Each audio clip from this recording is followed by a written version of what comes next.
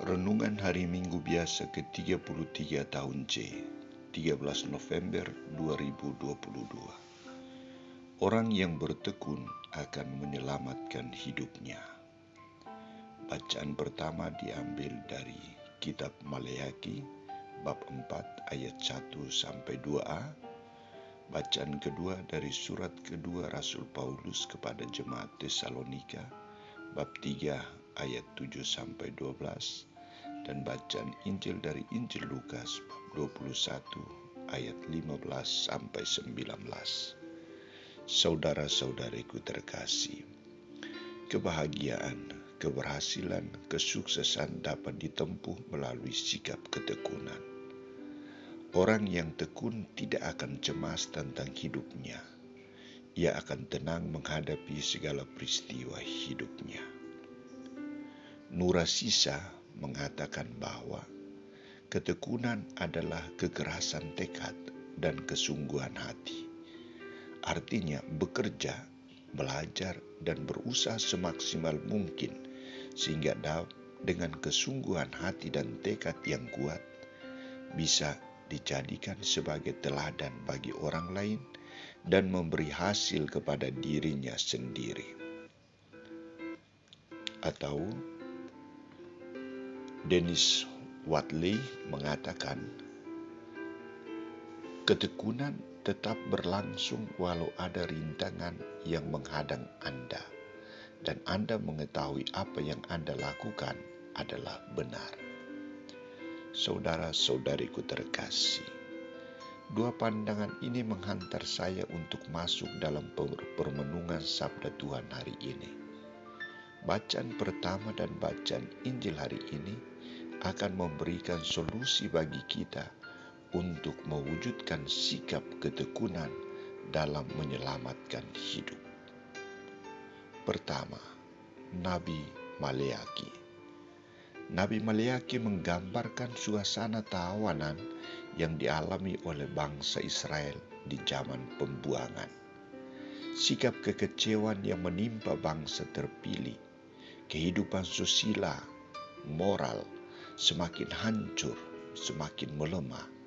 Iman para imam dan umat mengalami kelesuhan dan sangat memprihatinkan. Dalam situasi ini, Nabi Maleakhi tampil dan membawa warta sukacita bagi segenap kaum Israel bahwa pertama, hari Tuhan akan segera tiba. Kedua, hari pembalasan akan tiba. Ketiga, setiap orang akan dinilai sesuai dengan apa yang telah dilakukannya.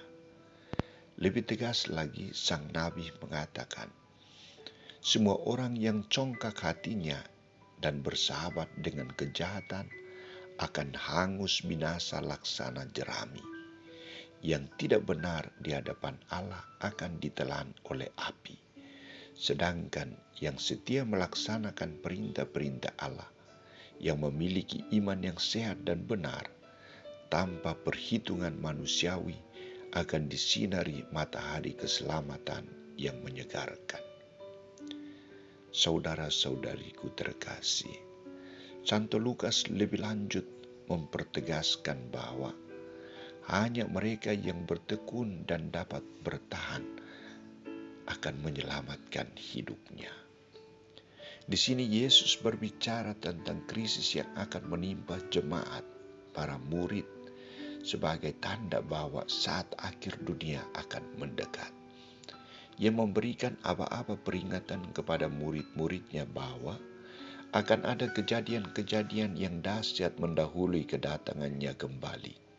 Akan ada nabi-nabi palsu yang menyesatkan, akan timbul peperangan dan pemberontakan, akan terjadi gempa bumi, kelaparan dan penyakit campar, penganiayaan dan penangkapan.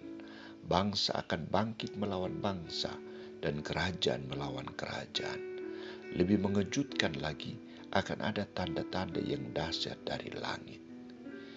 Ia lebih tegas mengatakan bahwa sebelum semuanya ini terjadi, jemaatnya akan dianiaya dan dikejar-kejar oleh orang Yahudi dan orang-orang kafir. raja dan penguasa. Banyak orang akan diadili dan dipenjarakan, dan beberapa orang akan dibunuh. Bagaimana Yesus memberikan solusi terhadap semua kenyataan ini? Ia tegas mengatakan, tetaplah bertahan dan tabah, karena tidak sehelai rambut kepala kita akan hilang. Hanya kalau kita bertekun, kita dapat menyelamatkan hidup. Saudara-saudariku terkasih, dari dua pernyataan ini, baik dari Nabi Maleaki maupun dari Yesus sendiri, ada beberapa hal yang mau direnungkan. Pertama, setiap melaksanakan perintah-perintah Allah dan memiliki iman yang baik dan benar adalah jalan untuk menyelamatkan hidupmu. Kedua, sikap bertahan, bertekun, dan tabah akan menyelamatkan hidupmu. Ketiga, Paulus dalam suratnya menyebutkan hal yang lebih konkret yang harus dilakukan.